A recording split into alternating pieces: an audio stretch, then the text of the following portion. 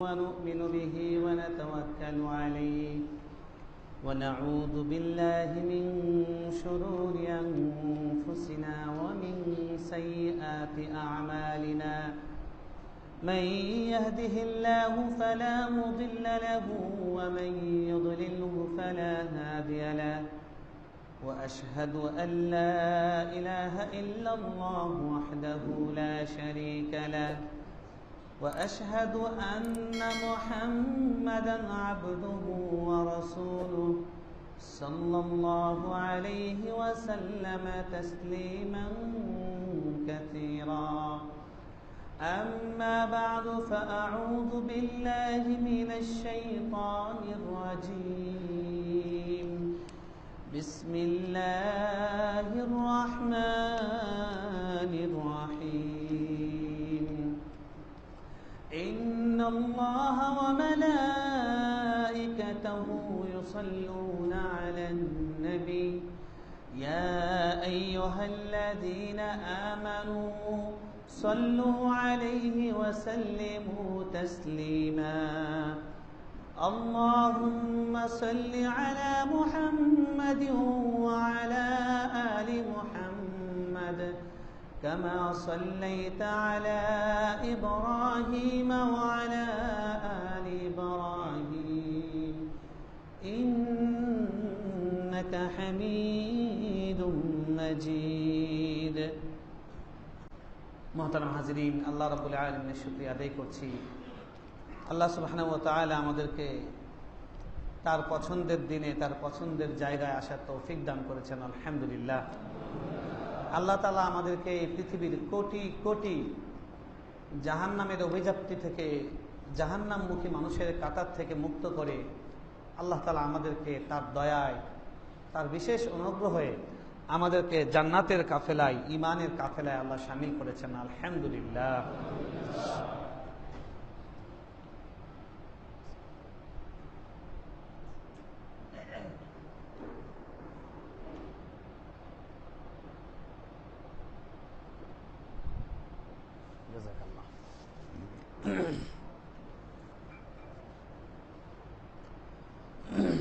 গত কয়েকদিন আগে আমি একজন ভাইয়ের ছোট্ট একটি লেখা পড়েছি। লেখাটা পড়ার পর থেকে সারাদিনে কথা অনেক মাথায় এসছে, অনেক ভাবনা এসছে, কিন্তু দিন শেষে আমার সেই কথাটি বারবার ঘুরে ঘুরে মনে পড়ছে। আরেকটি ছোট্ট ভিডিও আমি দেখেছি টুইটারে, সেই ভিডিওটির কথা আর ওই লেখার কথা আমার আজকে 3 দিন পর্যন্ত মাথায় ঘুর ঘুর করছে। অনেকগুলো কথা ছিল, অনেকগুলো বিষয় ছিল, কিন্তু আমি কিছুতেই এই বিষয়গুলো মাথা থেকে নামাতে পারছি না। আমার মনে হয় আপনাদের সঙ্গে এই কথাগুলো শেয়ার করা দরকার। প্রত্যেকটি ইমানদারের এই ভাবনাগুলো মাথায় আসা দরকার, যে ভাবনাগুলো নিয়ে আমি ঘুরছি, আমি অস্থিরতা বোধ করছি। সেই ঘটনাটা হলো মিশরের একটি বড় সুপার শপের একটি সিসি ফুটেজ। এক যুবক ভাই, তিনি ব্যস্ততার ফাঁকে, কর্মব্যস্ততার ফাঁকে, সম্ভবত তিনি এশার নামাজ কিংবা তাহাজ্জুদ, রাতের কোনো নামাজ হবে, তিনি তাদের ওই শপের একটা কর্নারে, একটা আড়ালের জায়গায়, আড়ালে, সেখানে তিনি নামাজে দাঁড়িয়েছেন। তার পেছনে সিসি ক্যামেরা ছিল, সিসি ক্যামেরায় দৃশ্যটা ধরা পড়েছে। ভাই নামাজ পড়ছেন, প্রথম রাকাত সুন্দরভাবে পড়েছেন, দ্বিতীয় রাকাতে তিনি সিজদায় গিয়েছেন। সিজদায় যাওয়ার কিছুক্ষণের মধ্যেই সামনে 2টা হাত দিয়ে দিলেন, পেছনে 2টা পা দিয়ে দিলেন, একদম শায়িত হয়ে গেলেন এবং আল্লাহর কাছে তিনি চলে গেলেন। সুবহানাল্লাহ। আমি এই দৃশ্যটা বারবার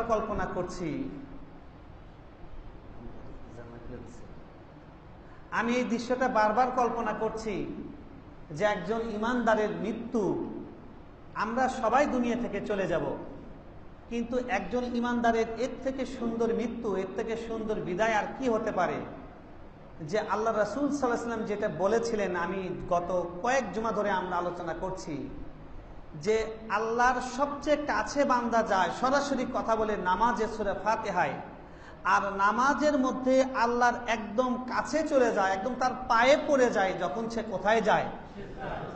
এই অবস্থায় একজন মানুষ সুবহান রাব্বিয়াল আ'লা, সুবহান রাব্বিয়াল আ'লা, সুবহুন কুদ্দুসুন রব্বুনা ওয়া রব্বুল মালাইকাতি ওয়ার রূহ, এটা বলতে বলতে যখন একজন মানুষ আল্লাহর কাছে চলে যায়, এই যাওয়াটা কত সুন্দর, কত সুন্দর। সুবহানাল্লাহ। প্রত্যেকদিন একাধিকবার ভাবা দরকার। প্রত্যেকদিন আমরা ঘুমাই কিনা? ঘুমানোর আগে আমাদের প্রত্যেকদিন মৃত্যুর কথা একবার করে চিন্তা করা দরকার। আজকে এই ঘুমটাই যদি আমার শেষ ঘুম হয়, তাহলে কি কি কাজ বাকি আছে যেটা আমি অসম্পূর্ণ রেখে যাচ্ছি, যেটার জন্য আমাকে মানুষের কাছে ঠেকতে হবে, আল্লাহর কাছে আমি আটকে যাব। এই কথাটা চিন্তা করা দরকার। এই চিন্তা করে সিরিয়াসলি আমি মারা যেতে পারি, এই চিন্তা নিয়ে এই দোয়া, আল্লাহুম্মা বিসমিকা আমুতু। এটার মানে কি? এটার মানে কোনো আওড়ানো দোয়া নয়, এটা কোনো কবিতা নয়, বলি নয় যে আপনি বললেন চিন্তা ছাড়া আর চোখ বন্ধ করলেন, বরং এটা একটা চিন্তা, এটা একটা ধাক্কা, এটা একটা চেতনা। আপনাকে সারাদিন যে আপনি আল্লাহর থেকে দূরে ছিলেন, আপনি গাফেল ছিলেন, আপনাকে এই একটা বাক্য আপনাকে ঘুম ভাঙিয়ে দিবে। ঘুমানোর আগে, ঘুমানোর আগে আপনার চেতনা যে ঘুমিয়ে আছে, এখন তো আপনার শরীর ঘুমাবে, কিন্তু আপনার চেতনা সারাদিন জাগ্রত অবস্থায় ঘুমিয়েছিল না জাগ্রত ছিল? বলেন না, ঘুমিয়েছিল বলে আপনি ফজর নামাজে বলেছে খায়রুম মিনান নাওম, as-সালাতু খায়রুম মিনান নাওম, আপনি কোনো কেয়ার করেননি। আপনার একটা দিন আফসোস হয়নি, আল্লাহ 30 দিন একটা মানুষ প্রতিদিন আমাকে বলছে, অসংখ্য মসজিদ থেকে আওয়াজ আসছে, ওঠো।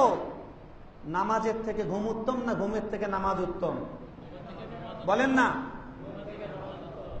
আমরা আল্লাহর কাছে তাকিয়ে কয়জন বলতে পারবো যে আমার ঘুম থেকে ওঠার পরে মনে কষ্ট লেগেছে যে আজকে ঘুম থেকে নামাজ উত্তম, এই ডাকটাই আমি সাড়া দিতে পারিনি। আমি আজকে মুনাফিকদের মতো আমিও ঘুমিয়েছিলাম।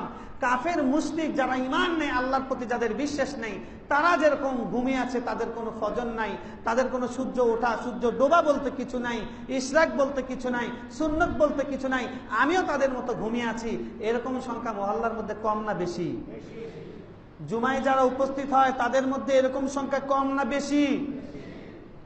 ভাই, আপনি প্রত্যেক দিন যখন বিসমিকা আমুতু ওয়া আহইয়া, আপনার নামে আমি ঘুমিয়ে যাচ্ছি, আমি মারা যাচ্ছি। আমুতু মানে কি? মাউতুন মানে কি? মৃত্যু। মাউতুন মানে কি? এই মৃত্যুর উত্তম পুরুষ হলো আমুতু, আমি মারা যাচ্ছি। ওয়াহিদ মুতাকাল্লিম সেটা বিসমিকা আমুতু, আপনার নামে হে আল্লাহ আমি মারা যাচ্ছি। আমি কোথায় যাচ্ছি? মারা যাচ্ছি। আমি মারা যাওয়ার সময় আমার কানের মধ্যে হেডফোন, যেই হেডফোনে চলছে দিন তারাক্কা দিন তারাক্কা দিন তারাক্কা দিন তারাক্কা, এই অবস্থায় যদি আমার মৃত্যু হয়, মালাকুল মউত আমার জান কবজ করে, কি হবে আপনি বলেন? মিশরের আরেকটি সত্য ঘটনা, সেটা আমি এই মুহূর্তে এই বিসমিকা আমুতু এটা বলতে গিয়ে মনে পড়লো। অনেক বড় আরব বিশ্বের একজন শায়েখ ওয়াইজ আলেম, তিনি লিখেছেন একটি ঘটনা। তিনি লেখেননি, তিনি বক্তৃতায় বলেছেন কাঁদতে কাঁদতে, যে একটা দূরের একটা এলাকায় একটা যুবক মারা গেছে। যুবক মারা যাওয়ার পরে ওই যুবকের দাফন করা হবে, কাফন করা হবে, তাকে গোসল করিয়ে কাপড় পরানো হবে। কোন কাপড়? শেষ বিদায়ের কাপড়। কোন কাপড়? হ্যাঁ, কাপড় তো আমাদের অনেক সেট, আমরা গর্ব করে বলি, আরে প্যান্ট আছে 40টার মতো হবে। কতগুলা যে আমি বলতে পারি না, আমার বউ জানে না কতগুলো। আসল কাপড় কয়টা আছে? চিন্তা আছে? বলেন না। আমাদের চিন্তা আছে? কোনো চিন্তা করা উচিত কিনা? চিন্তা করলে আপনার বিসমিকা আমুতু ওয়া আহইয়া ঠিক আছে, চিন্তা না করলে আপনার বিসমিকা মিথ্যা, ঠিক কিনা? ওই শায়েখ বলছেন যে যুবক মারা গেছে, একজন জান্নাতের যুবকের গল্প দিয়ে শুরু করলাম, এবার জাহান্নামের একজন যুবকের গল্প শুনে। যুবককে কয়েকজন লোক গোসল করানোর জন্য ভিতরে ঢুকেছে, দৌড়ে বের হয়ে চলে আসছে। আবার কয়েকজন গেছে, দৌড়ে বের হয়ে চলে আসছে। আবার কয়েকজন গিয়েছে, দৌড়ে বের হয়ে চলে আসছে। এরকম বারবার করে কয়েকটা গ্রুপ গিয়েছে তাকে ধোয়ানোর জন্য, কেউ ধোয়ানোর সাহস পায় না, তারা বের হয়ে চলে আসে। সবাই মিলে আমাকে অনুরোধ করলো, শায়েখ আপনি যদি তাকে গোসল করাতে পারেন, আপনি সাহসী মানুষ, আপনি মুত্তাকি মানুষ, আপনি অনেক বড় আলেম, আপনি নিশ্চয় একটা বিহিত করবেন, আপনি নিশ্চয় এটা একটা ব্যবস্থা করবেন, আমাকে তারপরে নিয়ে গেল। তারপরে তিনি কাঁদতে কাঁদতে বলছিলেন, ভাই যখন তাকে আমি গোসল করাতে যাই, তার মুখ থেকে এবং তার মলদার থেকে এত দুর্গন্ধ বের হচ্ছিল। উনি বলছেন যে আমি 3টা রুমাল, ওনারা সীমাক বলে, ওই যে আরবরা যেটা পরে সাদা কালো বা সাদা লাল, বলে ওইটা 3টা আমি নাকের মধ্যে পেঁচিয়ে নিয়েছি, তাও আমি ধুতে পারছিলাম না, আমার জান বের হয়ে যাচ্ছিল। কোন রকম ধুয়েছি, ধুয়ে ওখান থেকে আমি দৌড়ে বের হয়ে চলে আসছি। উনি কাঁদতে কাঁদতে এই ঘটনা বলছিলেন ওই ছেলেকে কোন রকম নামাজ, তারপরে কবর দেওয়ার পরে আমি গোপনে 2-3 দিন পরে তাদের বাড়িতে গেলাম, গিয়ে বললাম এই ছেলেটা কি করত। বলে এই ছেলেটা একটা ব্যান্ড দলের সদস্য ছিল। কিসের? পেছনে যুবক থেকে একটু আওয়াজ হবে। কিসের সদস্য ছিল? কি দলের? খুব এই একটা ব্যান্ড দলের যদি সদস্য হতে পারতাম, সে একটা গিটার হতো, 2 লাখ টাকা দামের গিটার, কান্দে জ্বলবে, টিং টিং ঘিঙ্গি, রাস্তা দিয়ে যাবো, ভাবই অন্যরকম। বাপ রে বাপ, সেই রকম যুবক। এইরকম এলাকার মধ্যে স্মার্ট যুবক আর কেউ আছে? এরকম স্বপ্ন যাদের মনে আছে তাদের ভালো করে গল্পটা শুনে নাও। ব্যান্ড দলের সদস্য ছিল। অনেক বেকুব বাবা মা আছেন, তাদের স্বপ্ন তার মেয়েকে গান নায়িকা, নর্তকী বানাবেন। কি বানাবেন? হ্যাঁ, আপনাদের স্বপ্ন কি? আল্লাহর সাথে বোঝাপড়া করেন, কি স্বপ্ন নিয়ে যাচ্ছেন? বলেন যে শায়েখ বলছেন, তারা বলল, আমি তাদেরকে বললাম সে মারা গেছে কি অবস্থায় সেটা আমাকে বলেন। বলছে এই ছেলেটা সারা রাত নেশা করেছে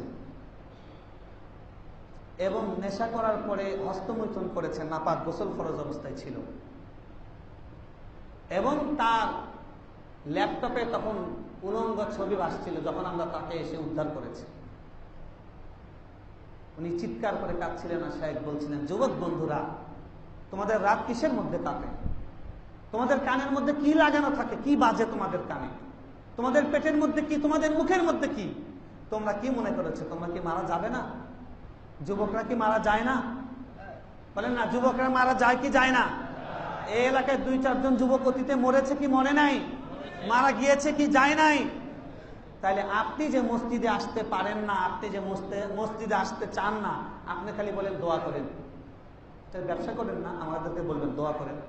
ভাত খেয়েন না, আমাদেরকে বলবেন দোয়া করেন। শুধু নামাজের কথা বলে দোয়া করেন। তার মানে কি? তার মানে হলো আল্লাহ বি রাজি রাহে শয়তান বি নারাজ না হও। আল্লাহরে হাতে রাখলাম, শয়তানরে খুশি রাখলাম। ঠিক কি ঠিক না? এটা কি সম্ভব? এই যে সামনে আমাদের একটা বাংলাদেশের একটা উৎসব হবে, সেখানে অনেকগুলো এই সিস্টেমের লোক দেখতে পারবেন। আল্লাহ বি রাজি রাহে শয়তান বি নারাজ। শয়তানও নারাজ না, আল্লাহ রাজি। এটা কি কোনোদিন সম্ভব? বলেন না, আল্লাহ খুশি শয়তানও খুশি, এটা কোনোদিন সম্ভব? হাদিসে বলছেন রাসূল সাল্লাল্লাহু আলাইহি ওয়াসাল্লাম আল্লাহর সবচেয়ে কাছে যায় যখন সিজদায় যায়, আর তিনি বলতেছেন যে শয়তানকে দুনিয়াতে যত রকমের শাস্তি আছে সবচেয়ে কঠিন শাস্তি যখন কোনো বান্দা সিজদায় সিজদাতুল আয়াতেতে সিজদা পড়ে সে যখন সিজদায় চলে যায়, সে তখন কান্নাকাটি করে গড়াগড়ি করতে থাকে শয়তান। নাউযুবিল্লাহি মিন যালিক। কেন? তো এই একটা সিজদা না দেওয়ার কারণে আমি জাহান্নামে গিয়েছি। আরেক সাহেব বলছিলেন যে ভাই মাত্র একটা সিজদা মিস করেছি। উসজুদু লিআদাম ফাসাজাদুল মালাইকাতু ইল্লা ইবলিস। তোমরা সবাই মিলে আদমকে সিজদা করো। 1000 কয়টা? আল্লাহ বলছে আমার একটা আদেশ, এই তোমরা সিজদা করো আদমকে, আমি আদেশ দিলাম। ইবাদত মানে হলো আল্লাহর আদেশ। আল্লাহ যদি বলেন যে সিজদা করো মানুষকে, তখন ওটা ইবাদত হবে। আল্লাহ বলেছেন এখন সিজদা মানুষকে করা যাবে না, আল্লাহ ছাড়া কাউকে করা যাবে না। এখন সেটা হালাল না হারাম? হ্যাঁ, 12 রবিউল আসছে, আউয়াল এসছে, অনেক মাজার, অনেক ভান্ডারি, আপনারা অনেক গল্প শুনবেন, অনেক কাহিনী, কিচ্ছা কাহিনী শুনবেন কোরআন হাদিসের দলিল দিয়ে। ওগুলো হলো ভেজাল দলিল, দলিলের মধ্যে ভেজাল আছে, বোঝেন না? এই যে উকিল যারা আছেন আমাদের সমাজে, যে সমস্ত লোক ক্রাইম করার পরে আদালতে ওঠে, এই ক্রাইমের লোক যারা, তার পক্ষে উকিল দাঁড়ায় কি দাঁড়ায় না? ওনার কাজ কি? ওনার কাজ হলো ও যে অপরাধটা করেছে, এই অপরাধটা অপরাধ না, এটাকে প্রমাণ করা। ঠিক কি ঠিক না? আল্লাহ রাব্বুল আলামিন আদেশ দিয়েছেন সিজদা করতে আদমকে, মানুষকে, এখানে এটা ফরজ।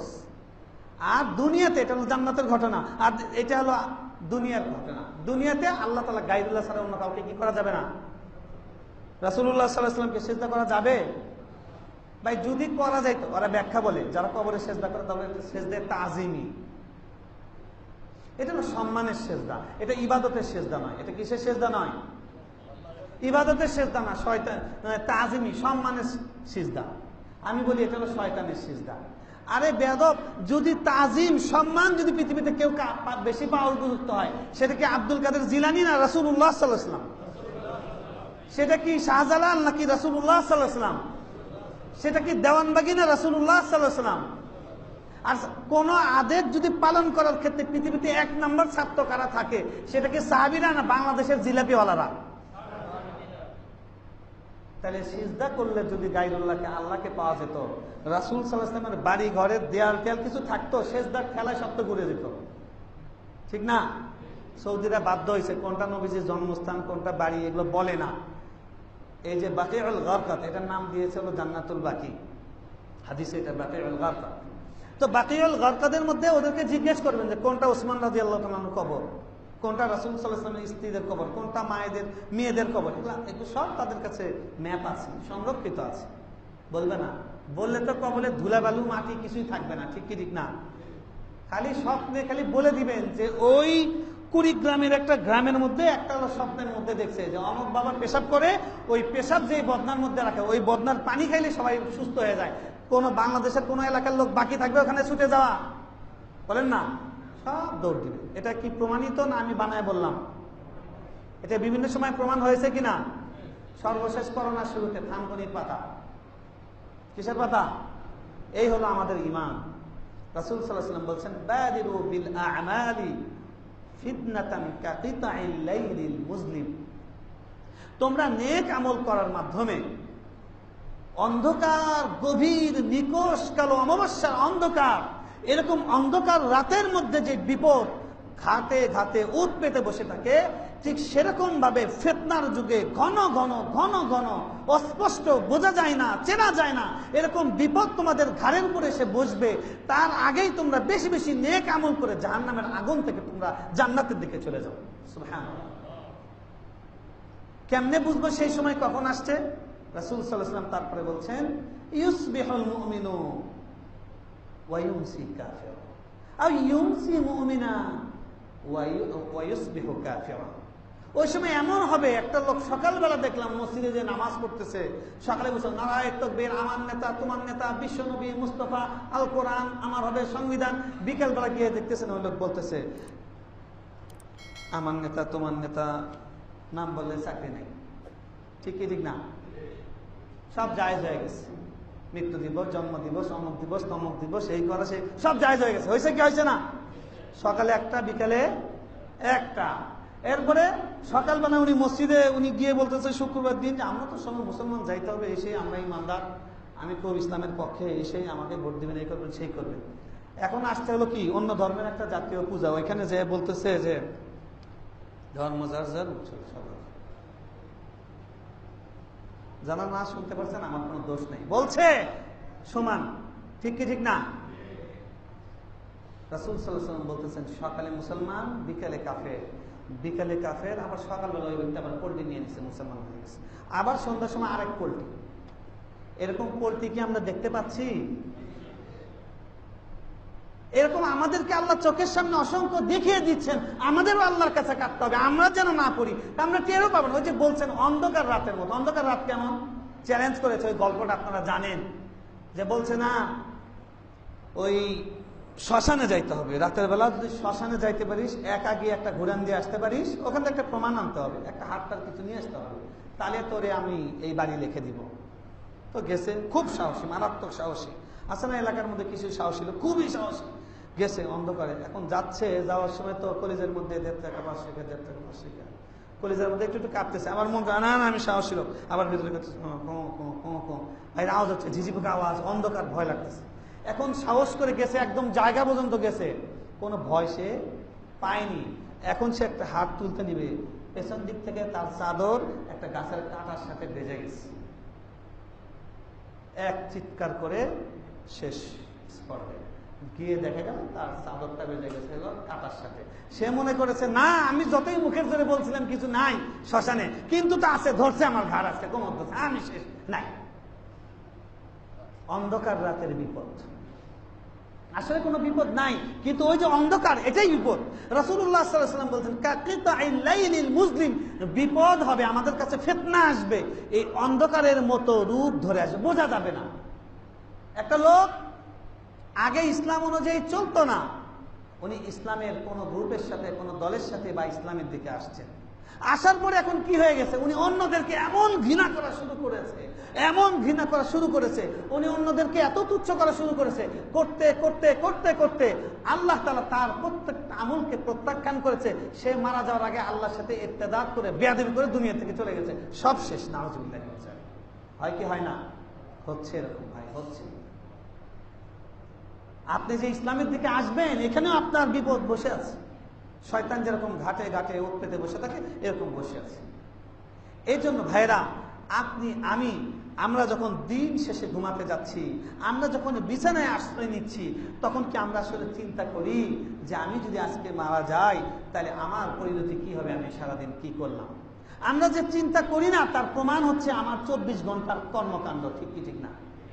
যদি চিন্তা করতাম, যে লোক চিন্তা করে ওই লোক পরিবর্তন হচ্ছে ভাই, আল্লাহর কসম। মুখে দাড়ি উঠছে, মাথায় টুপি উঠছে, গায়ে পাঞ্জাবি সুন্নতি লেবাস উঠছে, ওই লোক মসজিদে আসে, ওই লোক নামাজ পড়ে, ওই লোক চোখের পানি ফেলে, আল্লাহর কাছে কাঁদে, বারবার করে জিজ্ঞেস করে এই গুনাহ করেছিলাম, এই গুনাহ করেছিলাম, ওইটা আল্লাহ ক্ষমা করেছেন কিনা, এত ভয় তার মধ্যে। আর একটা লোক কিছুই করে না, উনি মাসে বছরে সপ্তাহে একদিন করে মসজিদে এসে হাজিরা দেয়, ওনার কাছে চিন্তা আমি তো দান করি, ওনার কাছে চিন্তা আমি তো অমুক এতিমখানা করে দিয়েছি, ওনার কাছে চিন্তা আমি তো মসজিদ করেছি, কিন্তু আমাদের মধ্যে ফাঁকা, ঠিক কি ঠিক না?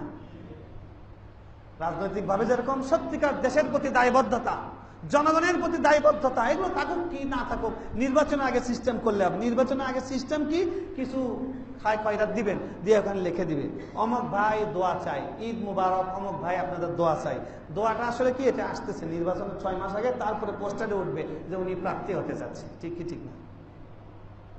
আমাদের ইসলাম এরকম শোডাউন সিস্টেম হয়ে গেছে, মাঝে মাঝে হালকা একটু শোডাউন।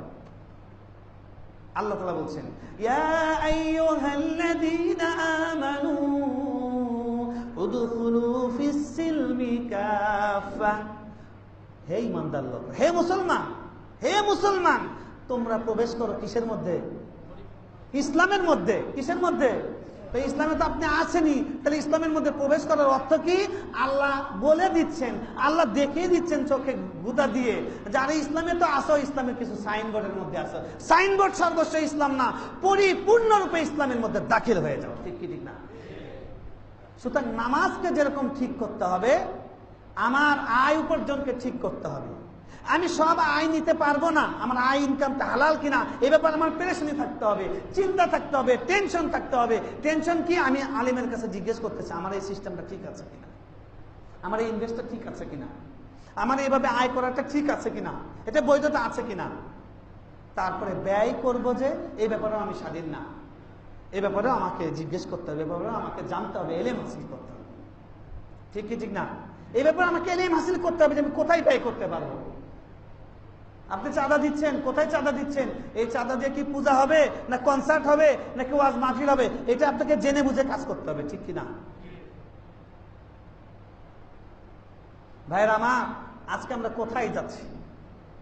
যুবক বন্ধুর কথা বলতে বলতে সাহেব কেঁদে দিয়েছেন যে আমাদের কত যুবক এরকম আছে যে যুবকরা, আমি তো দেখি, গাড়িতে দেখি, বাসে দেখি, ট্রেনে দেখি, রাস্তায় দেখি, কি ফ্যাশন, বাপরে বাপ, কি প্রাউড ফিল করে, কি যে ভাব, বাপরে বাপ, 2 কানের মধ্যে ঢুকাইছে, 2টা সিন্দুক ঢুকাইছে, কি ভাব, অন্যরকম। দাম হয়েছে 100 টাকা একটা হেডফোনের দাম, কিন্তু উনি যাতে উঠে গেছে, কারণ উনি এখন স্মার্ট হতে পেরেছে, এখানে দিচ্ছে এরকম করেছে। আবার ওটার ভিতরে কি চলতেছে, উনি হাঁটাদের এমন করে, আঙ্গুলের এমন করে। এই অবস্থায় যদি মৃত্যু হয়, চিন্তা করে না। বাসের কন্ডাক্টর, বাসের ড্রাইভার, বাসে কিছু কিছু বাসের উপরে আছে, ওইখানে দিয়ে রাখে, ওটা আবার ইঞ্জিনটা, ওটা চালু করে রাখে, চিন্তা করে না এখন যদি অ্যাক্সিডেন্ট হয়, এখন যদি মারা যায় কি করব। আমরা মৃত্যু সম্পর্কে ভয় পাচ্ছি, মৃত্যু সম্পর্কে উদাসীন, মৃত্যুর আমাদের কোনো টেনশন নাই, কিন্তু মৃত্যু সবচেয়ে সত্য। মৃত্যু আমাদের ঘাড়ের উপরে নিঃশ্বাস ফেলা শুরু করেছে, ঠিক কিনা? ওই যুবক কি এশার নামাজ শুরু করার আগে জানতেন যে উনি এই নামাজ তার শেষ নামাজ? যেই যুবক রাতের বেলা নেশা করে নাপাক অবস্থায় সে রাত কাটাচ্ছিল, সে কি কল্পনা করেছিল যে আল্লাহ তাকে তওবা করার সুযোগ দেওয়ার আগেই তাকে আল্লাহ তাআলা মৃত্যু দিবেন? সে কি কল্পনা করেছিল বলেন?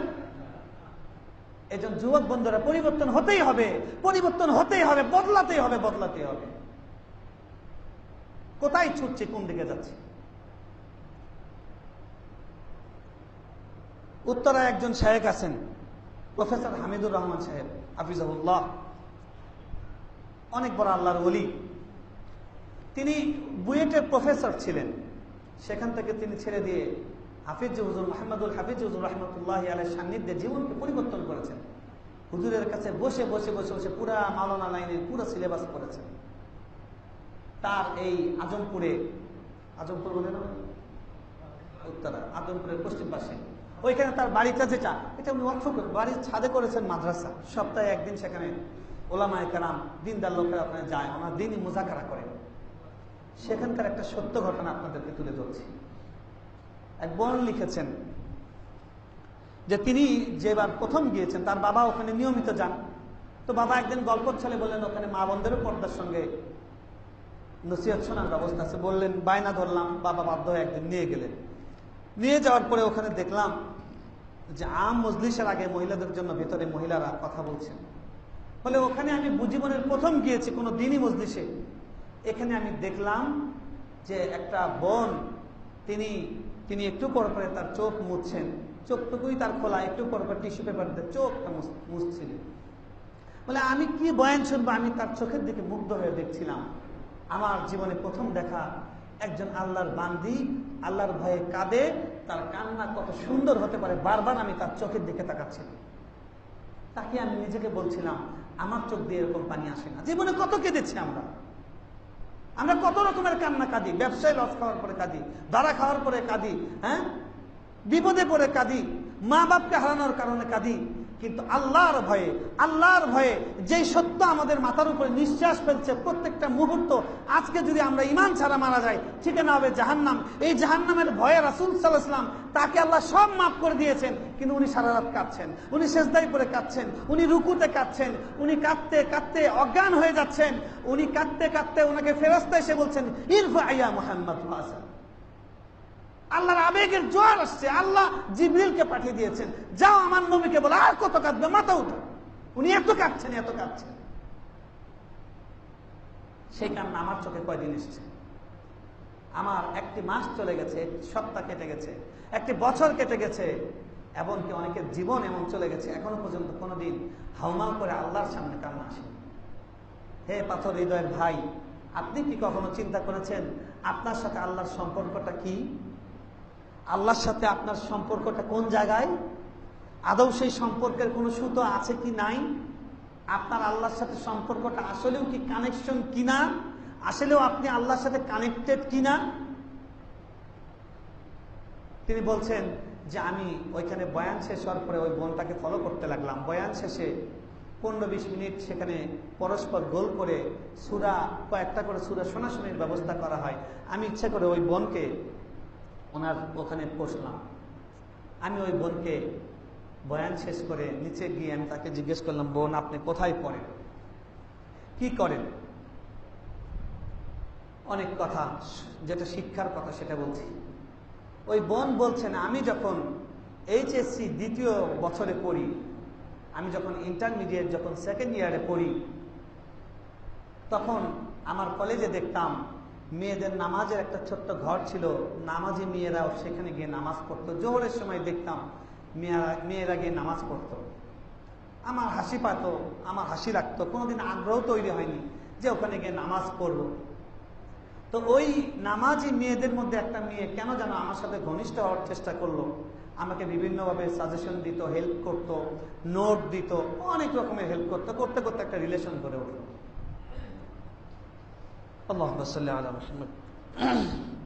এক পর্যায়ে সেই বোন একদিন আমাকে বললো, চলো জোহর নামাজ পড়তে যাই। এমন ভাবে ধরলো, আমি না করতে পারলাম না। আমি বললাম রাজি হলাম, চলো যাই। তিনি বললেন তাহলে চলো ওযু করি। বলে ওযু করতে গিয়েছে, ওই বোনও ওযু করছে, আমিও ওযু করবো, কিন্তু আমি তো জানি না অজুটা কিভাবে করতে হবে। আমি হা করে বোনটার দিকে চেয়ে আছি। ওই বোন অজু করার পরে আমি তাকে বললাম যে বোন, তুমি আমাকে একটু অজু শেখাও, অজুটা কিভাবে করতে হয়। বোনটা এমন হিকমতওয়ালা দাইয়া ছিল যে তিনি এটাতে অবাক যে হয়েছেন সেটা বুঝতেই দেননি আমাকে। যিনি অজু পারেন না তিনি এই ঘটনাটা বর্ণনা করছেন। তিনি বুঝতেই দেননি যে আমার অজু করতে পারি না, এটা তিনি আমাকে সুন্দর করে অজু শেখালেন। অজু শেখানোর পরে নামাজ পড়লাম। নামাজের পরে তারা একটি করে হাদিস পড়ে, আমরা বসে হাদিস শুনি। তাহলে এক সপ্তাহ এরকম নামাজ পড়তে পড়তে আমার সারাদিন কান্না আসে যে আজকে আমি ইন্টারমিডিয়েট পড়ি, আমি অজু করতে জানতাম না এতদিন পর্যন্ত। আমি যদি এই অবস্থায় মারা যেতাম আমার কি পরিণতি হতো, আল্লাহর সাথে আমার কি সম্পর্ক হতো, কোন মুখে আমি আল্লাহর সামনে দাঁড়াতাম।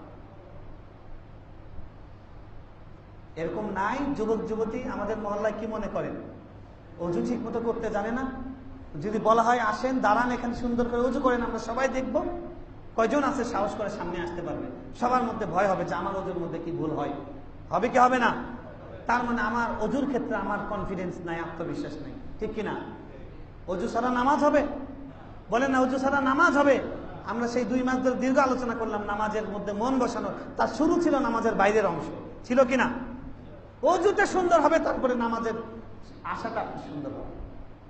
আমার অজু সুন্দর কিনা আমার টেনশন নাই, অথচ আমার স্মার্টফোনের একটা কির মধ্যে সমস্যা হয়েছে, একটু আমার টাচ মোবাইলের স্ক্রিন পেপারের মধ্যে একটু চিট ধরেছে, একটু ফেটে গেছে, আমি অস্থির ওইটা কখন বদলাবো, ওইটা নিয়ে কিভাবে মানুষের সামনে যাব, ঠিক কিনা বলেন? অথচ আমি অজু করতে জানি না। আজকে 20 বছর ধরে নামাজ পড়ি, 40 বছর ধরে নামাজ পড়ি, কোরআন শুদ্ধ নয়। আমার এতটুকু আত্মবিশ্বাস নাই যে আমি দাঁড়িয়ে সূরা ফাতিহা শোনাবো মুসল্লিদের সামনে। আমার কোনো টেনশন নাই, কোনো টেনশন নাই। এতবার করে আপনাদেরকে রিকোয়েস্ট করছি, দাওয়াত দেওয়া হচ্ছে মসজিদ থেকে যে এশার নামাজের পরে আপনাদের জন্য কোরআন শিক্ষার ব্যবস্থা। 2-3 জন লোক যোগাযোগ করে, আরগুলা যোগাযোগ করে না। সবাই একদম মাদ্রাসার ছাত্রদের মতো বিশুদ্ধ কোরআন তেলাওয়াত করে, তাই না? কি বলেন? তার মানে হলো আমাদের কথাটা আমরা যে কথাটা বলছি, হয়তো যিনি বলছে তার গুরুত্ব নাই, কিংবা যেই কথা বলা হচ্ছে তার গুরুত্ব নেই। আর যিনি বলছেন তার গুরুত্ব যদি না থাকে কোনো সমস্যা নাই, কিন্তু যেই কথাগুলো বলা হচ্ছে এই কথার গুরুত্ব যদি আপনার ভেতরে না থাকে, আপনি কোরআন খুলে দেখেন একদম প্রথম পৃষ্ঠা থেকে শেষ পৃষ্ঠা পর্যন্ত আল্লাহ একটু পর পরে বলছেন, একটু পর পরে বলছেন ওয়াসাওয়াউন আলাইহিম আনদারতাহুম আম লাম তুনদিরহুম লা ইউমিনুন। বরাবর তাদের সামনে, তাদের ক্ষেত্রে সমান। আপনি আল্লাহর ভয় তাদেরকে দেখান আর না দেখান, কোন তাদের মধ্যে আসর হচ্ছে না। কেন? খতামাল্লাহু আলা কুলুবিহিম ওয়া আলা সামঈহিম ওয়া আলা আবসারিহিম গিশাওয়া। নাউযুবিল্লাহি মিন যালিক। আল্লাহ তাদের কলবের মধ্যে মোহর মেরে দিয়েছেন, তাদের কানের মধ্যে মোহর মেরে দিয়েছেন। আল্লাহ কোরআনে ঘুরে ঘুরে বলেছেন, বারবার বলছেন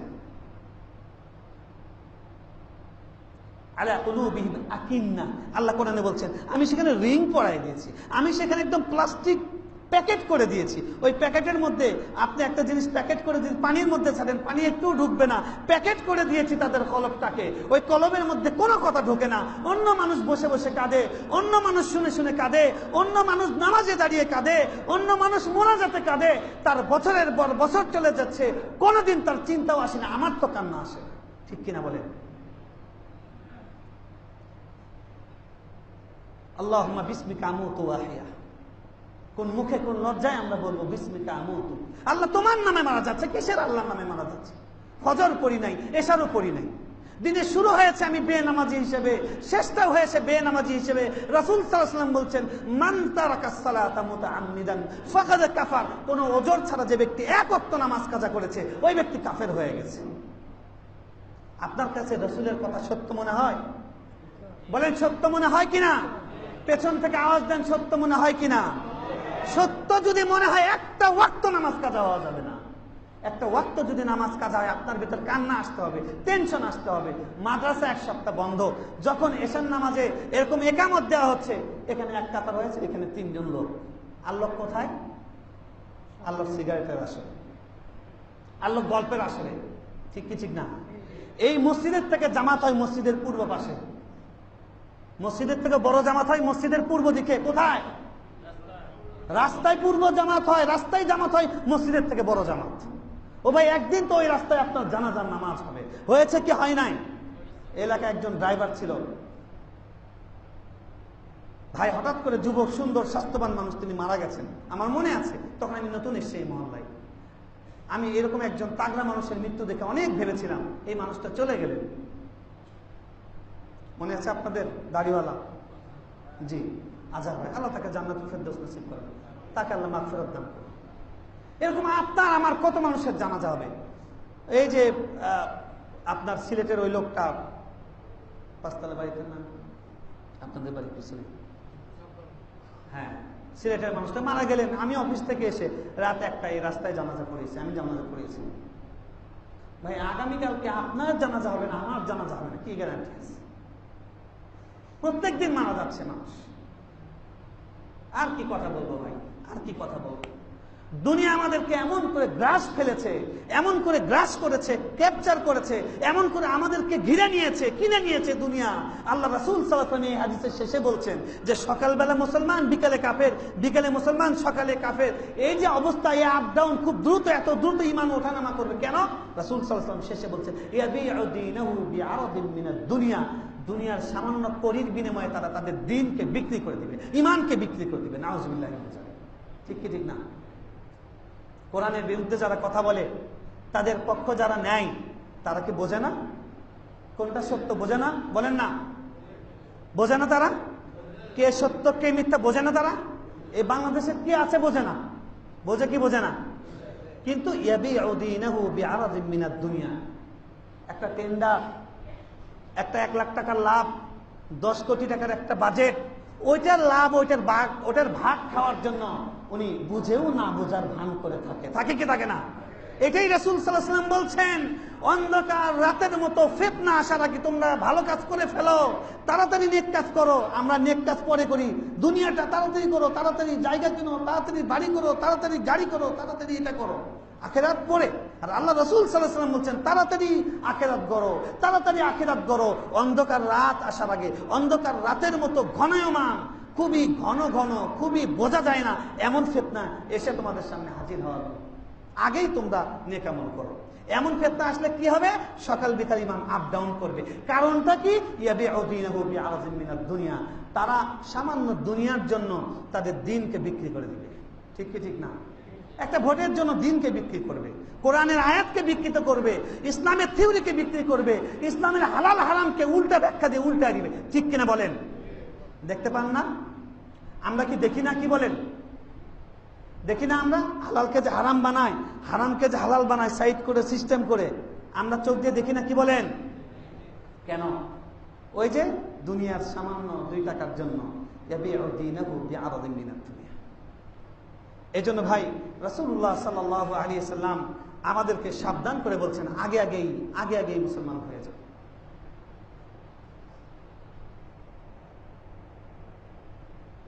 এই জন্য আল্লাহ বলছেন যে তোমরা ওয়ালা তামুতুন্না ইল্লা ওয়া আনতুম মুসলিমুন, মুসলমান না হয়ে মৃত্যুবরণ করো না। আজকে আমি বলছি বিসমিকা আমুতু আলিয়া। শুরু করেছিলাম 2টা যুবকের গল্প দিয়ে। একজন যুবক নামাজের মধ্যে মারা গেল, তার মৃত্যু কত সুন্দর। রাসূল সাল্লাল্লাহু আলাইহি ওয়াসাল্লাম বলছেন ইন্নামাল আ'মালু বিল খাওয়াতিম, মানুষ শেষ যে আমল করে সেটার উপরেই তারা ওঠে। সুবহানাল্লাহ। এবং আরেকটা হাদিসে আছে মানুষের যে অবস্থার উপরে সে শেষ হবে, এই অবস্থার উপরে আল্লাহ তাআলা তাকে উঠাবেন। সুবহানাল্লাহ। ওই ব্যক্তিকে আল্লাহ কিয়ামতের দিনে উঠাবেন নামাজ অবস্থায়। যেরকম ভাবে রাসূল সাল্লাল্লাহু আলাইহি ওয়াসাল্লাম হাদিসে বলছেন, একটা ব্যক্তি যখন ইহরাম পরে, ইহরাম খোলার আগে, উনি হজ থেকে আসার আগে, উমরা থেকে ঘরে ফেরার আগে যদি উনি মারা যায়, কিয়ামতের দিন আল্লাহ রাসূল সাল্লাল্লাহু আলাইহি ওয়াসাল্লাম বলছেন তাকে উঠানো হবে ওয়া হুয়া মুলাব্বিয়ান, সে বলতে থাকবে লাব্বাইক আল্লাহুম্মা লাব্বাইক। সুবহানাল্লাহ। এজন্য আপনার মৃত্যু, আমার মৃত্যু যদি গানের সাথে হয়, নাচের সাথে হয়, তাহলে আমার কি অবস্থা হবে? আর আমার মৃত্যু হওয়া উচিত কিসে? আমরা যদি ভালো মৃত্যু চাই, ভালোভাবে চলতে হবে, দোয়া দেওয়া হবে না? দোয়া দেওয়া হবে, দোয়া দিয়ে আল্লাহর কাছে হেদায়েত চাইতে হবে। আমি কাজ করব না, আরেকজন দোয়া করবে। থানভীর রহমতুল্লাহের ঘটনার মতো, থানভীর রহমতুল্লাহের দরবারে ওখানে সিস্টেম ছিল, কোনো মেহমান আসলে আগে 3 দিন মেহমানদারি, 3 দিন পরে জিজ্ঞেস করতে হয়। জিজ্ঞেস করে কি কারণে আসছেন, কোনো কারণ কিনা। 3 দিন পরে জিজ্ঞেস করছে একটা লোককে বলে কি কারণ? হযরত, আমার জন্য একটা ছেলে যেন আল্লাহ দেয়, এই দোয়া করেন। তো উনি জিজ্ঞেস করছেন, বিবাহ করছে কতদিন হয়েছে? 2 বছর না 3 বছর? বিবাহ তো मैंने अभी शादी नहीं किया।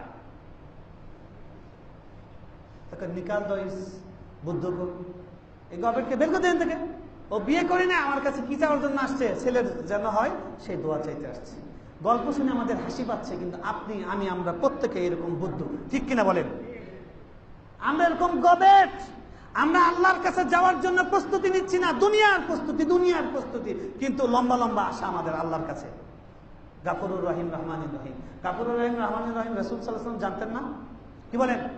সাহাবীরা জানতেন না? ওসমান রাদিয়াল্লাহু তাআলা আনহু কবর সামনে দিয়ে যাওয়ার সময় কাঁদতে কাঁদতে দাড়ি ভিজে যায়। আবু বকর রাদিয়াল্লাহু তাআলা আনহু কাঁদতে কাঁদতে বলেন, হায় যদি গাছ হতাম তাও ভালো হতো, যদি আমি কবুতর হতাম তাও ভালো হতো, যদি আমি ডাল হতাম তাও ভালো হতো, জিকির করতাম শেষ হয়ে যেত, আমার কোনো জান্নাত জাহান্নামের হিসাব হতো না। কি ভয়ের কারণে বলতেন?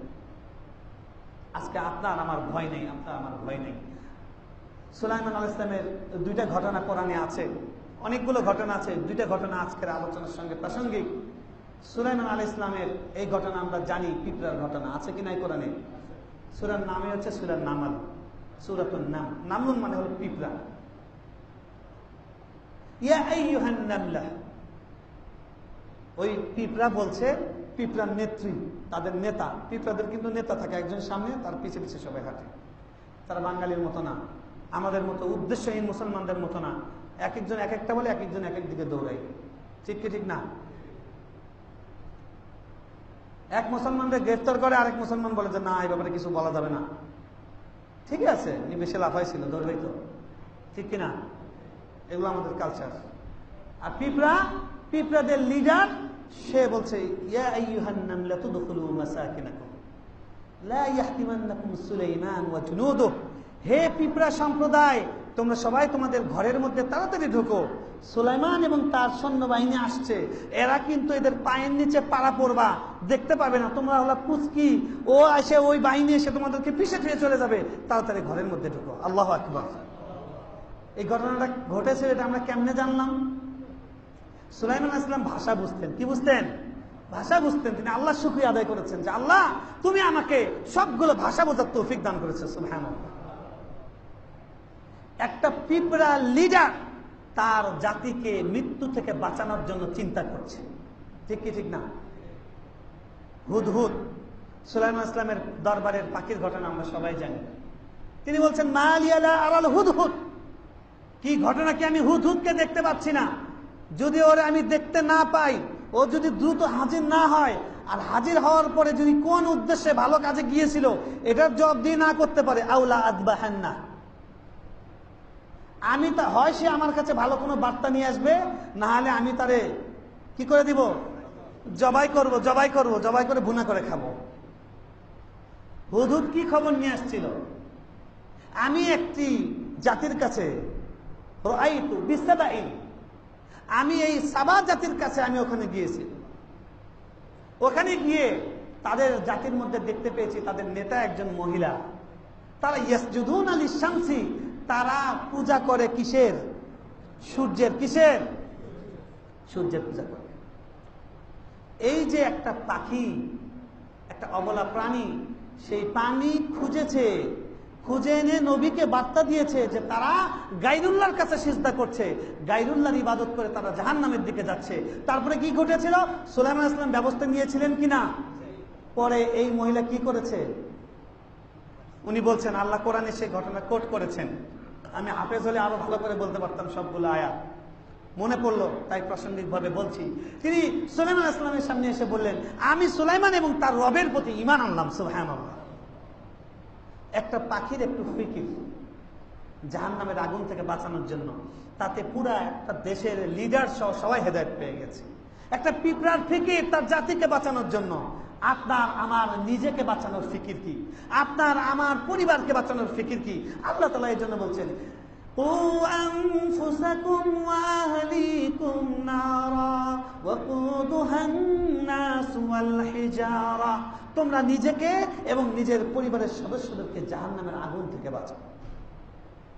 করোনার টিকা হচ্ছে, 18 বছরের নিচে ছেলেকে নিয়ে আমরা ব্যস্ত, তাড়াতাড়ি করে টিকা দিতে হবে, মেয়েকে নিয়ে ব্যস্ত, টিকা দিতে হবে। কি থেকে বাঁচার জন্য বলেন না? করোনা থেকে বাঁচার জন্য। কি থেকে বাঁচার জন্য? কোভিড-19 থেকে বাঁচার জন্য টিকা নিতে হবে। ফিকির, আমি একজন অভিভাবক, কিন্তু আমার ছেলে নামাজ পড়ে না, আমার ছেলে ওযু করতে জানে না, আমার ছেলে নামাজ না পড়ার কারণে নামাজ পড়তে কিভাবে জানে না। 1 মাস আগের ঘটনা, আমি 2টা ছেলে সম্ভবত 8 বা 7 এরকম ক্লাসের হবে, 2টা বাচ্চা আমার মহল্লা। আমি উজ্জ্বল রেখেই বলছি, দেখছিলাম, দেখি যে আমি পেছনে বসে আছি, আমি খেয়াল করছিলাম ওর পাশের বন্ধু, সে নামাজ পড়ে, ও ওর দিক তাকায়, ও যেটা করে ও সেটা করে, ও যেটা করে সে সেটা করে। নামাজ পড়ে জিজ্ঞেস করলাম, বাবা নামাজ পড়তে পারো না? একটা লাজুক হাসি দিয়ে বললো, না পারি না। কোন বাসায় থাকো? একদিকে দেখালো যে এদিকে থাকে। পরে আমি বললাম, তুমি আমাদের মসজিদের মুয়াজ্জিন সাহেবকে চেনো, খাদেম সাহেবকে চেনো? হ্যাঁ চিনি। তুমি জোহরের নামাজের পরে আমাদের মক্তবে আসবা। বলে আচ্ছা ইনশাআল্লাহ। বাচ্চাটা মাশাআল্লাহ মাঝে মধ্যে আসে, আমি দেখি। তাহলে একটা বাচ্চা 7-এ পড়ে, সেই বাচ্চা নামাজ পড়তে জানে না। বাচ্চার দোষ না বাবা মায়ের দোষ? বলেন না, কার দোষ? কার দোষ? আল্লাহ জিজ্ঞেস করবেন কি করবেন না? আল্লাহ জিজ্ঞেস করবেন কি করবেন না? আপনার ছেলে ইংরেজি ভালো পারে না, কাঁচা, সেজন্য 3টা স্পেশাল মাস্টার দিয়েছেন। অঙ্কে কাঁচা, এই জন্য স্পেশাল ম্যাথের মাস্টার 3টা। বুয়েটের ছাত্রকে 20,000 টাকা দিয়ে আপনি প্রাইভেট ঠিক করে দিয়েছেন। এটা আপনার ভালো, আপনি দায়িত্ব সচেতন পিতা। কিন্তু আপনার ছেলে যে কোরআন পড়তে জানে না, আপনার মেয়ে যে 2 রাকাত নামাজ কিভাবে পড়তে হয় জানে না, আপনার মেয়ে এখনো পর্যন্ত জানে না নামাজ যেরকম ফরজ, পর্দা করাও সেরকম ফরজ। ঠিক কি ঠিক না? আপনার তো কোনো টেনশন নেই, আপনার ওই পিঁপড়ার মতো চিন্তা নাই, আপনার ওই পাখির মতো চিন্তা নেই। রাসূলুল্লাহ সাল্লাল্লাহু আলাইহি ওয়াসাল্লাম বলছেন, মাসালি ওয়া মাসালুন নাস কামাসালি রাজুলিন ইস্তাওকাদা নারা। আমার উপমা আর ওই লোকটির মতো, যেই লোকটি, আমার উপমা এবং তোমাদের উপমা এটা হলো ওই লোকটির মতো যেই লোক একটা আগুন জ্বালিয়েছে, ওই আগুনের উপরে দৌড়ে এসে ঝাঁপিয়ে পড়ছে। আল ফারাশু ওয়াদ দাব্বাতু, সেখানে দৌড়ে দৌড়ে দৌড়ে দৌড়ে ওই কীট পতঙ্গগুলো এসে সেখানে পড়া শুরু করেছে। আমি তখন কি করলাম, ওই লোকটা ওই আগুন থেকে পোকাগুলোকে দূরে সরিয়ে দিতে চাচ্ছে, কিন্তু পোকাগুলো লাফ দিয়ে দৌড়ে আগুনের মধ্যে ঝাঁপ দিচ্ছে। তারপরে কি মারা যাচ্ছে না বেঁচে যাচ্ছে? কিন্তু লাফ দেওয়ার আগে সে মনে করছে কি, সে বোধহয় এখানে গেলে লাভ করবে। কি মনে করছে? হ্যাঁ হয়ে যাবে, হয়ে যাবে, কাজ হয়ে যাবে। আমরা তো ভাই 24 ঘন্টা ওই আগুনের মধ্যে এভাবে লাফ দিচ্ছি।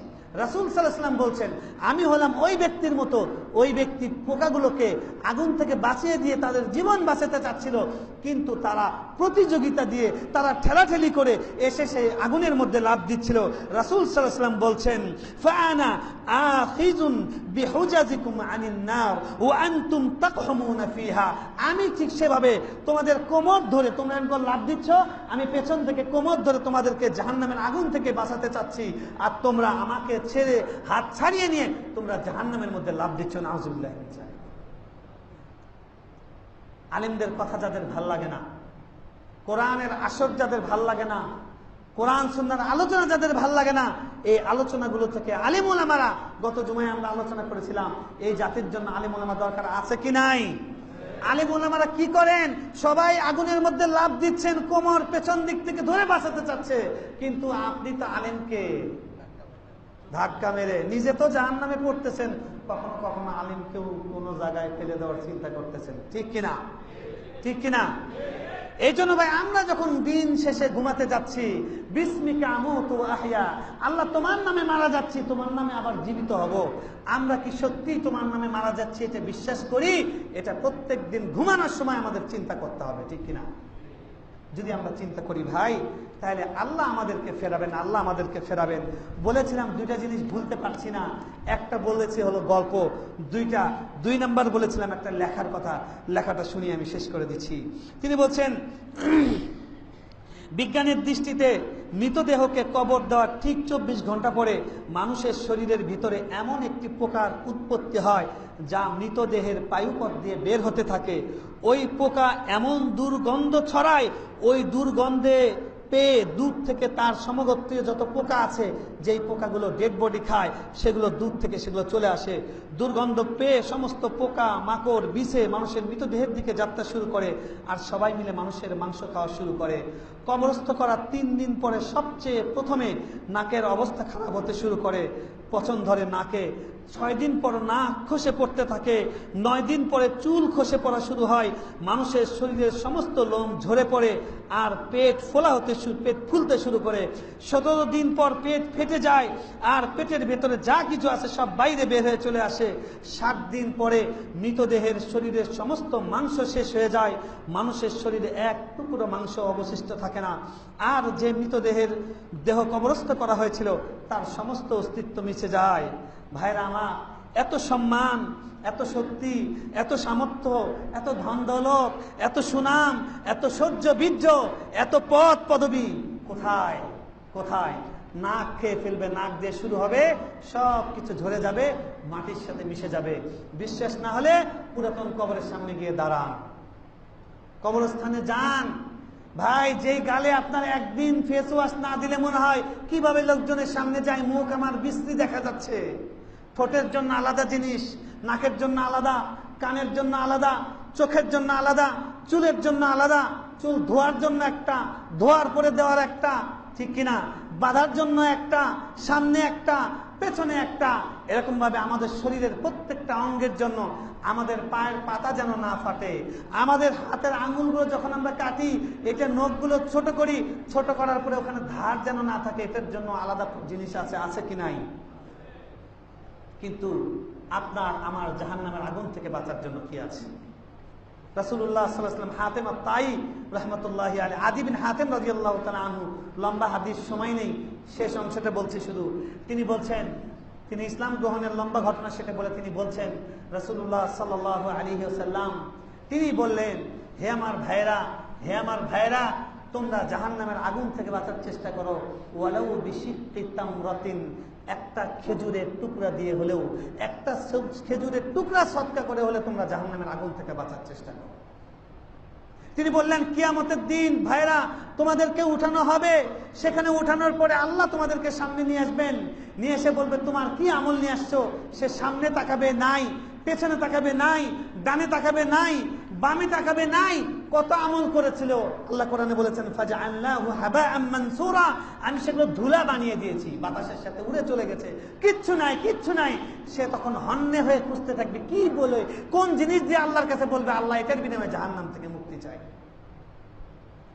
তখন রাসূল সাল্লাল্লাহু আলাইহি ওয়াসাল্লাম বলছেন, তোমরা একটা ভাইয়ের সাথে মুচকি হাসি দিয়ে হলেও সদকা করো, স্ত্রীর সাথে উত্তম কথা বলে হলেও সদকা করো, তোমরা মানুষকে বোঝা উঠাচ্ছে সেই বোঝা উঠানোর ক্ষেত্রে হেল্প করো, করে সদকা করো। এরকম ভাবে আল্লাহ রাসূল সাল্লাল্লাহু আলাইহি ওয়াসাল্লাম বিভিন্ন সদকার বিবরণ দিচ্ছিলেন।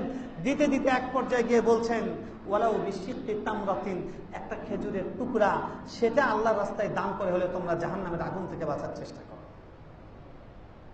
কিন্তু আপনার আমার কাছে একসাথে বন্ধুরা বসে আড্ডা করে 10,000 টাকা খরচ করব, প্রাউড ফিল করি। বিভিন্ন জায়গায় খেলার টুর্নামেন্ট হচ্ছে, কনসার্ট হচ্ছে, টাকা দিচ্ছি, কোনো অসুবিধা নেই। কিন্তু মসজিদ থেকে গিয়েছে মাসে 500 টাকা চাঁদা, 200 টাকা চাঁদা, 100 টাকা চাঁদা, হুজুর মাস শেষ হয়ে গেছে এখন ভাড়াটিয়া পাইনি, এবার গেছে, পরে ভাড়াটিয়ারা ভাড়া দিছে কিন্তু খরচ হয়ে গেছে, করোনার সময় বোঝেন না, ঘুরাইতে ঘুরাইতে হুজুরের জুতা ক্ষয় হয়ে গেছে। ঠিক কি ঠিক না বলেন? বিশাল বাড়িওয়ালা চাঁদা দেয় 200 টাকা করে, আমি কারো নাম বলছি না, আমাদের অবস্থাটা বুঝাচ্ছি। ওয়াল্লাহি আমরা কি আসলে জাহান্নামকে ভয় পাই কিনা, জাহান্নাম থেকে বাঁচতে চাই কিনা, এটা আত্মসমালোচনা প্রসঙ্গে এটাও আমি আনছি, আমাদের জীবন্ত অবস্থা। আমি কয়েকদিন আগে খবর নিচ্ছিলাম আমাদের মসজিদ মাদ্রাসা কমপ্লেক্সের আমাদের অবস্থা, আমাদের গত 2 মাস ধরে একটু, যাই হোক, তো সেখানে তথ্য পেলাম, আমি কয়েকজনের নাম বললাম যে এই জায়গা, এই জায়গা, এই জায়গা, এই জায়গা, বলে যে 1 বছর, কারো 1.5 বছর, কারো 2 বছর, কারো 7 মাস, কারো 8 মাস। কারণ এই চাঁদা না দিলে কেউ পিস্তল ধরবে না, ঠিক কিনা? তাই এই চাঁদা দিলেও হয়, না দিলেও হয়, বা হুজুরের সাথে একটু রূঢ় আচরণ বা একটু বিরক্তির প্রকাশ করলেই বাকি, তাতে কি যায় আসে? ঠিক কি ঠিক না? যাকাতের আয়াতের মধ্যে আল্লাহ কি বলেছেন মনে আছে তো? ইয়াউমা তুহমা আলাইহা নার জাহান্নাম। ওই জিনিসটাকে আল্লাহ কি করবেন সম্পদকে? জাহান্নামের আগুনে তাপ দিবেন, দেওয়ার পরে ছ্যাক কোথায় দিবেন? আগে ফাতুকুয়া বিহা জিবাহুম ওয়া জুনুবুহুম, প্রথম আগে দিবে কপালে ছ্যাক, তারপরে দিবে হলো পাজরে। কোথায়? এখানে। এখানে কি ব্যাখ্যা বলেছিলাম মনে আছে আপনাদের? রমজানে বলেছিলাম প্রথম হলো কেউ যদি দান করার কথা বলে প্রথম বিরক্তিটা ফুটে ওঠে কোথায়? কোথায়? সুতরাং মুয়াজ্জিন সাহেব কেন অচেনা লোকও যদি একজন খুবই আপনার কাছে যার চালানোর মূল্য নাই, এরকম লোকও যদি যায় আল্লাহর ঘরের প্রতিনিধি হয়ে, কপালে যদি কুচকে যায়, আল্লাহ তাআলা কি বলছেন? প্রথম ছ্যাক দিবে কোথায়? তারপরে দিবে এখানে। কারণ কি? ছ্যাক দিয়ে বিরক্ত হয়ে মাথা ঘুরেছিল এরকম করে। কোন জায়গাটা দেখাইছে? ওই দান চাওয়া লোককে দেখাইছে কোনটা? এখান থেকে ছ্যাক দিবে কোথায়? এই জন্য প্রিয় ভাইরা, আল্লাহ রাসূল সাল্লাল্লাহু আলাইহি ওয়াসাল্লাম বলছিলেন যে একটা টুকরা দিয়ে হলো জাহান্নামের আগুন থেকে বাঁচো। আমি আপনাদের বলেছিলাম ফজরের আলোচনায় বিশেষ করে কয়েকবার বলেছিলাম এই কথা, যে আমাদের অভ্যাস গড়ে তোলা দরকার নিয়মিত দান করা। দৈনিক 2 টাকা 5 টাকা যখনই অফিসে যাচ্ছেন সামনে পড়েছে দিয়ে যান। আপনি ওই 2 টাকায় আজকে গাড়ির একটা ধাক্কা খেতেন, আজকে একটা বাস আপনাকে পেছন থেকে কাদা, যাওয়ার সময় একটা প্রাইভেট কার সুন্দর কাপড় পরে যাচ্ছেন, অফিসের সামনে নেমেছেন, দিছে একদম কাদা, এখন আপনি কাপড় বদলাতে পারবেন? বদলাতে পারবেন না। এটা নিয়ে সারাদিন অস্বস্তির সাথে অফিস করতে হবে, হয় কি হয় না? এই ছোটখাটো বিপদ কেটে যায় 2 টাকা 1 টাকায়।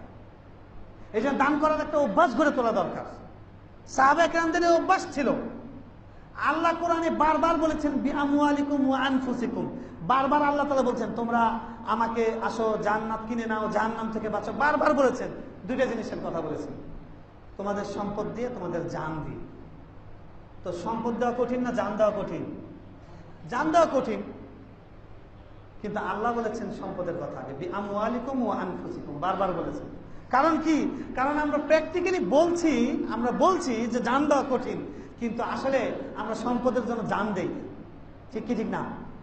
সম্পদের জন্য জান দেয়, কিন্তু জান বাঁচানোর জন্য সম্পদ ব্যয় করতে চাই না। ঠিক কি ঠিক না? পিস্তল ধরছে ব্রিফকেস বাঁচানোর জন্য, উনি নিজে গুলি খাইছে কিন্তু ব্রিফকেসটা বাঁচাইছে। জানের দাম বেশি না ব্রিফকেসের দাম বেশি? বলেন না, কোনটার দাম বেশি?